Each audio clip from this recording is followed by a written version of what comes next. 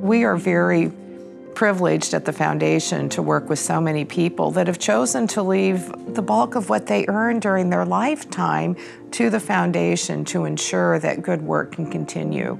And they know needs are going to change, so they trust us, but they want those funds to be really working hard doing great work here to make this a community that we all want to live in, not only today, but 20, 50, 100 years from now. One of the things that I think is a not well-known fact about our Sarasota County schools, we live in a pretty affluent community. We have beaches all around us, we have the arts all around us. We have about 42,000 students in our public schools, and somewhere around, give or take, 50% of those students are on free and reduced lunch. These are children that are living in poverty and in households that are challenged in many, many ways. And it also turned out that the reading rates of those schools were the 4 lowest reading rates. We decided, let's pilot, let's use as our lab these 4 schools that have the most opportunity to gain.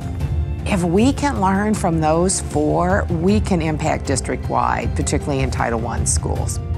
A brilliant donor and lots of research behind it said, well, what would it look like if we started giving these children a formalized opportunity in a school setting to continue their school year learning during the summer? We're actually seeing some indications that our Title I students are starting the school year at the same level as our non-Title I students. That was not happening. The Hansons are amazing, amazing people, and their smarts, their drive, their caring, that they started that Summer Learning Academy. We want kids to succeed. We want families to move forward. Probably in the news about 8 or 9 years ago was the fact that maybe only 70% of children were graduating high school, which I found appalling. And it got me off the couch and going to talk to people to find out why. And people said, I remember, children don't drop out of high school, they drop out of 3rd grade when they can no longer read. And that led us to meet Dr. Shirley. Then our first pilot was what we then called the Eagle Academy, because it's Alta Vista Eagles. Now it's Summer Learning Academy. And we have a pilot program at Goshio. We've come to know that the earlier you get these young children of poverty, the better your results are going to be. And we've recognized that right from the get-go, that we're not educators. We have to rely on the educators. And our opportunity is to try something. If it doesn't work, it's on us. If it does work, and it's demonstrated to be of real value, then it provides them the opportunity to take it over, and it's no longer a trial and error, it's simply the implementation of a successful program. There's so much need to treat these children as advantaged children. They're bright, they're loving, they need somewhat of an equal footing to be able to thrive like other advantaged children. And that's what I'd like to see us pull together as a community and provide.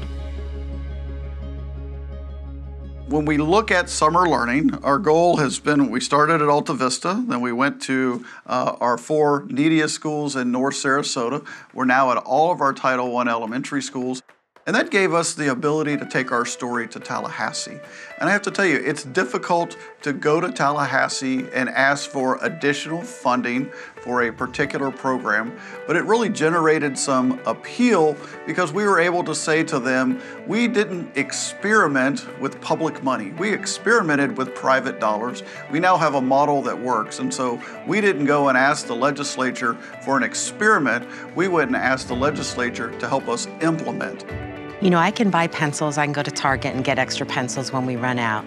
I can, you know, go to Scholastic and buy books, but I can't find a way to get more time, and this has given that to me, so that when we start on the first day of school, we just hit the ground running, and it's a wonderful, wonderful feeling. A big piece of the work we're doing in this two-generation arena is to say, what are the things we can do for parents so when the next child comes along, their situation looks a little bit better and a little bit brighter. But it truly is about building hope so that families can realize their full potential. You talk to parents, and at our parent universities, which usually happen once a week at our different Title I schools, over the summer, you've got everything from financial literacy to yoga to food prep to helping me understand the curriculum a little bit deeper so that I can help support my kids at school. I mean, there are just so many different offerings, but the neat part is they're being developed based on what the parents are saying we need, the level of stress they're experiencing. How do we reduce that? But at the same time, we're building partnership. Kids are seeing their parents learning right along with them. It's a beautiful thing on the campus. I know that there are many working families in this school in particular, so it's nice that they have this as a great learning opportunity and a safe place for their kids to come during the summer. And then the statistics that show that the kids are so much better off to have the summer learning. They're not having that learning loss, so that's great. It's really fun, and you get the kids that are in your class in the school, so you can get to know them. You know, I meet them in the summer, I'm with them that school year, but I don't feel like it ends because we're back in the summer again. So I know I had the opportunity to see Kaya and some of my other students. They were together over the summer before second grade. So I think it really helps build that bigger sense of community beyond the classroom.